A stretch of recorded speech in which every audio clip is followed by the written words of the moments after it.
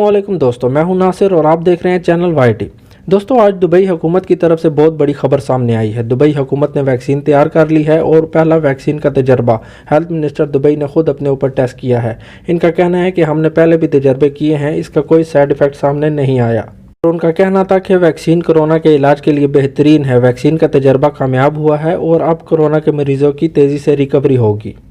और बहुत से लोगों का कहना है कि दुबई का वीज़ा नहीं मिल रहा, हमने अप्लाई भी किया है और कोई रिस्पांस नहीं मिला। तो दोस्तों, दुबई की 7 रियासतें हैं और इस टाइम दुबई के वीज़े के लिए बहुत रश लगा हुआ है। इंशाल्लाह जल्द ही मिल जाएगा। और कोरोना की वबा अबू धाबी के पाकिस्तानी रेस्टोरेंट मालिक के लिए डरावना ख्वाब साबित हुई।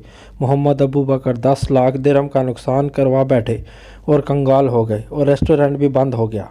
कोरोना ने मुत्तहदा अरब अमारात में बसने वालों को बुरी तरह मुतासिर किया है। मोहम्मद अबू बकर शरीफ भी एक ऐसा ही पाकिस्तानी है जिसके लिए कोरोना एक इंतहाई खौफनाक ख्वाब साबित हुआ। अबू धाबी में पैदा होने और पलने बढ़ने वाला अबू बकर, जो एक छोटे से रेस्टोरेंट का मालिक था, चंद माह के अंदर अंदर न सिर्फ 10 लाख का खसारा करवा बैठा बल्कि इस पर कई लाख दिरहम का कर्जा भी चढ़ गया। और दोस्तों, अब तक के लिए इतना ही। मिलते हैं अगली न्यूज़ में।